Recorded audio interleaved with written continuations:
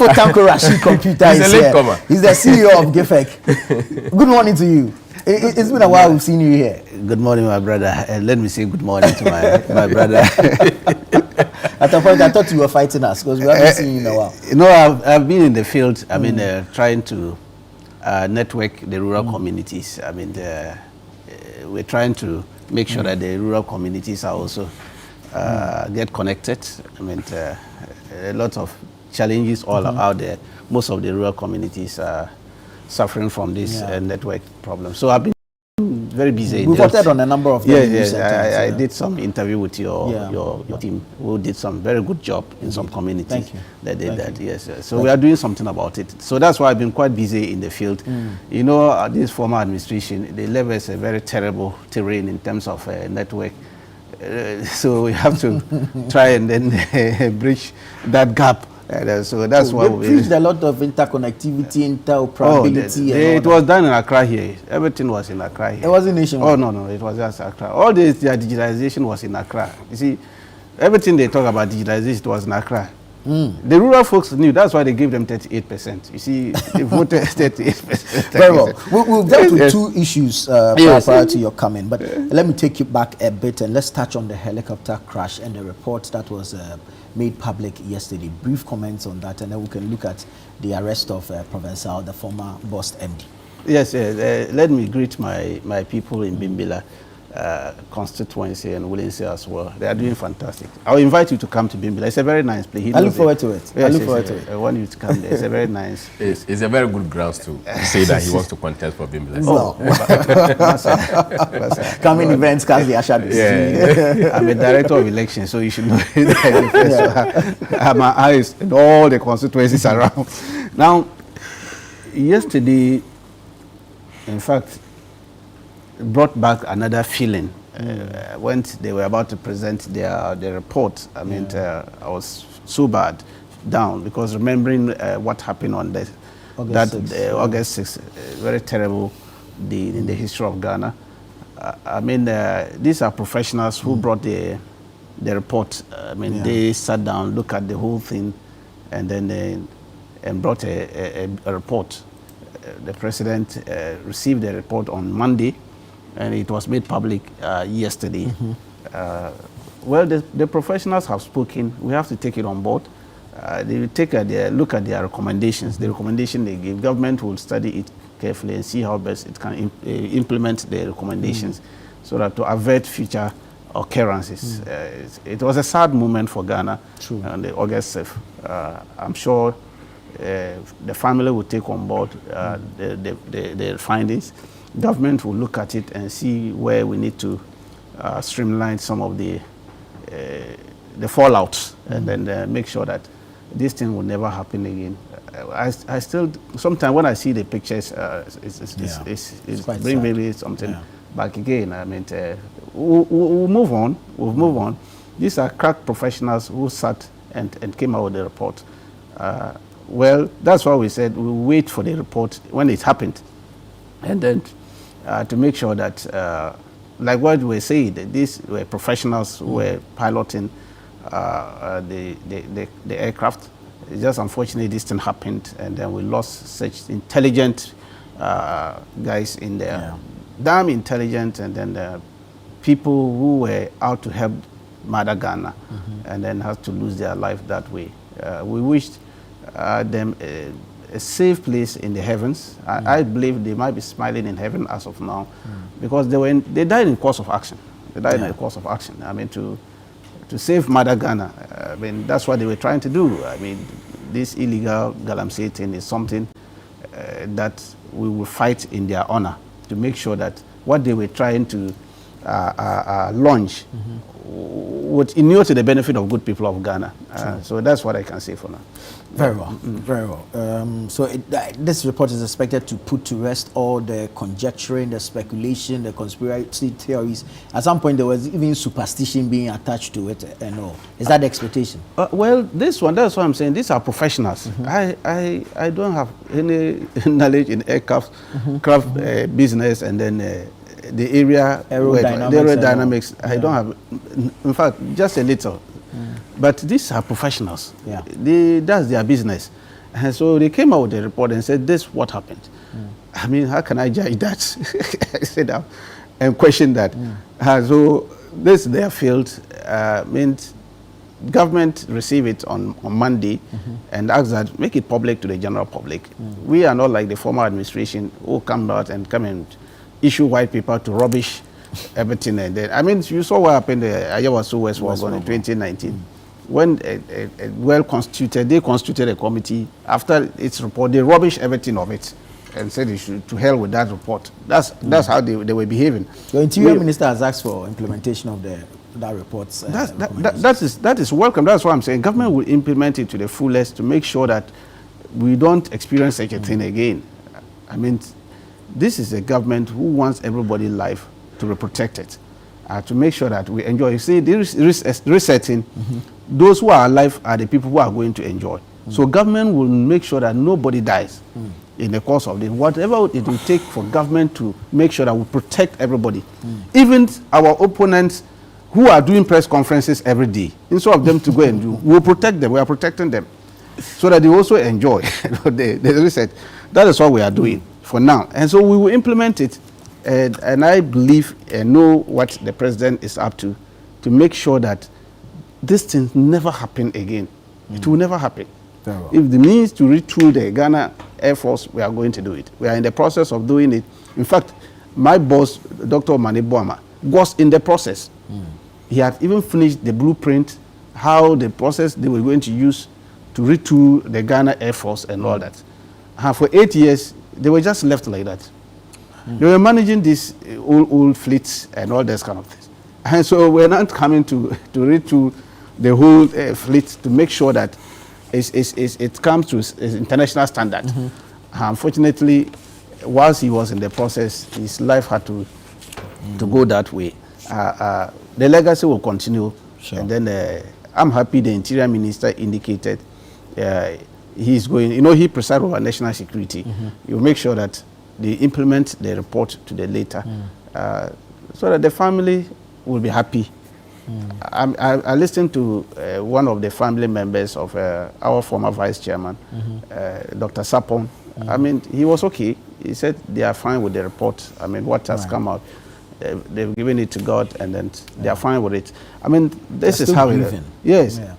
Everybody, if I was to speak now, every day in, day out, when I go to my office, I have his portrait, myself and my boss, Omanebo. I look at it before I start work. Because the inspiration is there. I mean, if you look at what the man did for this country and to save this country from MPP, it wasn't easy.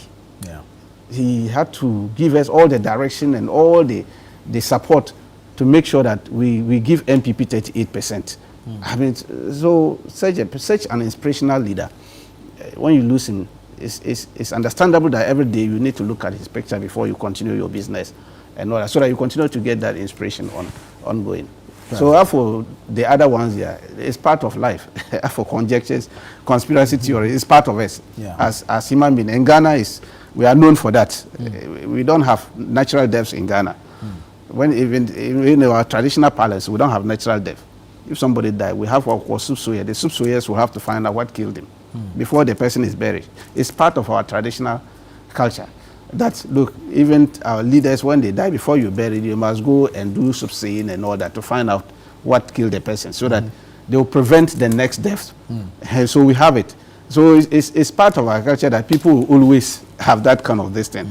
But when the professionals speak, they come from the professional point of view that this happened and this is why it happened and all those kind of things. You and I, if it is not in our field, how can we question them? So we just have to accept it in good faith and move on. Very well. Let me take a few quick messages and then we can move into the matter of the Iyoko and its arrest. This one says, good morning, Nana, and good morning to our Deputy General Secretary. This is Abdul Ganiu Mankarigu from the Savannah region. It is safe to conclude that the helicopter was not shot down by any Galamsey operators who felt threatened by the event the 8 individuals were attending. We can also confirm that the claims made by some NDC members alleging that MPP members pour chemicals into critical parts of the aircraft causing the accident have been proven false. Okay. Aminu from Nsawam says, we commend the government for initiating an investigation into the helicopter crash and most importantly for presenting the report to the nation. We also extend our deepest sympathies to the families and colleagues of the gallant men we lost. As a nation, let us take this as a cue to refrain from politicizing every issue. We are aware of how the previous administration led by President Akufo-Addo was criticized for attempting to replace the presidential jet because of its poor condition. Okay. Mystic Wonder inside in Nsawam Aduajiri says, going forward, Ghanaians must take maintenance culture seriously to avoid some of these tragedies. May the souls of the 8 gallant men continue to rest well. Economic indicators are doing well. Prices of goods and services have been stabilized, and Ghana will work again under the able leadership of the tried and tested President John Dramani Mahama. My regards to Chairman Dr. Mark Oliver Kefo. Good morning. The NPP should sound reconciliatory because they issued stiffer bail conditions in their time, and the crimes these persons have committed should even keep them remanded. Threatening of what you do is annoying to so many Ghanaians and will ensure you don't even come to power. If Ken Oforiatta was stopped, will we be in the situation we are in? We are happy with what is going on, and if another party comes to power and finds NDC corrupt, arrest and do worse to them, and Ghanaians will be happy. Pasulu from Tamale North. This one is from Master Planner Jr. He's a policy analyst from Kentampo. He says, it feels so amazing always listening to Professor Haruna Mohammed. Great analysis always. We really need to maintain him in the next NPP national leadership. Very strategic and courageous. May Allah bless and guide him always. All right. Let's take a quick break here. Keep sending your messages in. When we come back, we will re-engage the 2 gentlemen in the studio. Haruna Mohammed of the NPP, Rashid Tanko, computer of the NDC, CEO of GIFEC. Stay with us. Always grateful that you stayed on with us. Welcome back. This is the news review segment here on Breakfast Daily, live on ChannelOne television. Sofo Rashid Tanko computer is here. And then, of course, Haruna Mohammed is also here. Well, moving into a conversation on the arrest of the former MD of Gov't, the Provincial. He was picked up yesterday, Kotoka International Airport, on his way out of the country. Haruna is telling us that he was not even aware that he was on the stop list. And then till now, no charges have officially been preferred against him, but he's still in custody at Iyoko. We're also learning that apparently Asasibe, formerly of the National Service Authority, is still in custody. Abdul Hanan of the Buffer Stock is also still being held. He is unable to meet his bail conditions as of yet. Gifty Owari secured hers yesterday, and of course the wife of Hanan also. Now, Tanku, Iyoko is fighting corruption and is making these arrests.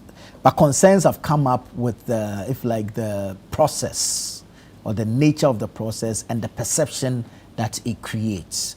Your quick thoughts on this. The NPP thinks or believes that state investigative bodies are weaponizing bail conditions to punish former employees of the government. Your thoughts? See, my brother, I've been saying this time and again. This thing we should have implemented it way back in January. As soon as we came into office, January 7th, the following day, January 8th, we should have closed all the borders. Oh, I'm telling you. But how do we run as a nation to close down our borders? We have to stop some people from running away.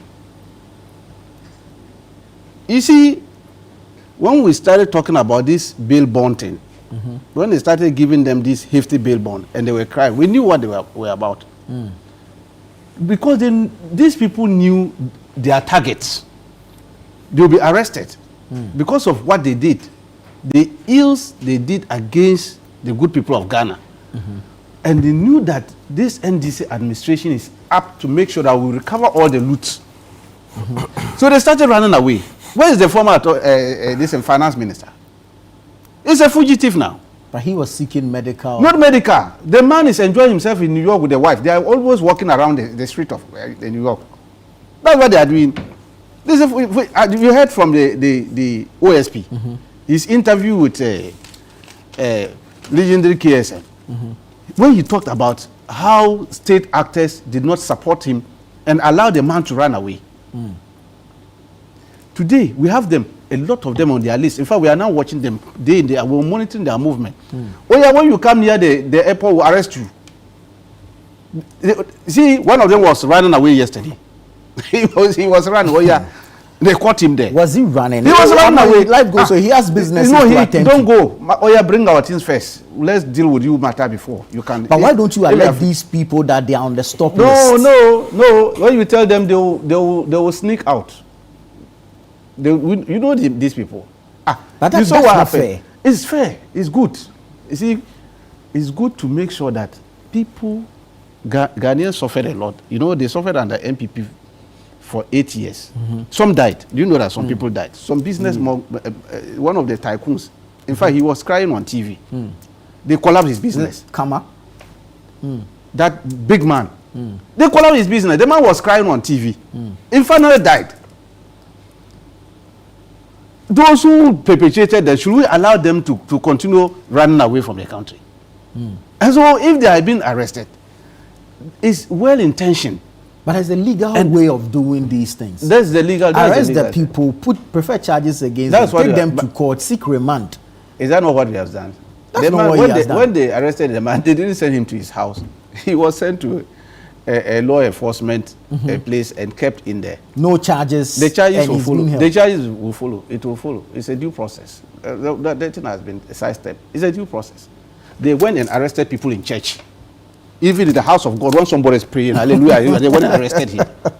These people, have we even gone to any of the church or mosques to arrest any of them? We haven't. We are very careful, and then their liberties are being protected. You want to run away. You are at the airport with holding your passport to run away. Who asked you to run away? But Tanko, you see, think about the embarrassments you have caused this person. You see, he has business. Perhaps he's attending to a business. He has partners who are waiting on him for a meeting.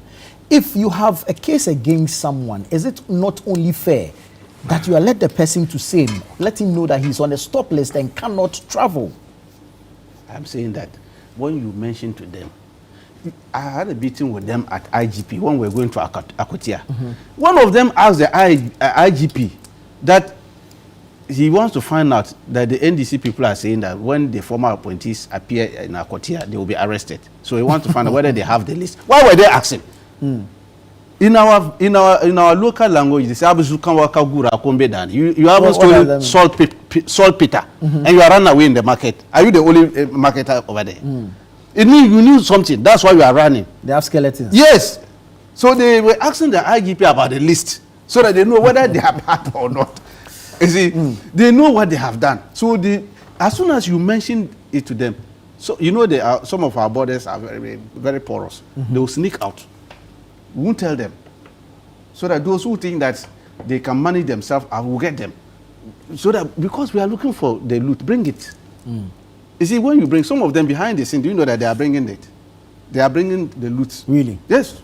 Some of them are secretly doing it and doing some plea bargaining. Behind the scene. We do all this. But AG says if you want to do plea bargaining, yes, go and tell the judge. If the matter is now in court, like a Wuntumi matter, you see, it's in army. Yeah. You can't come and do any plea bargaining over there. You have to go and see the court.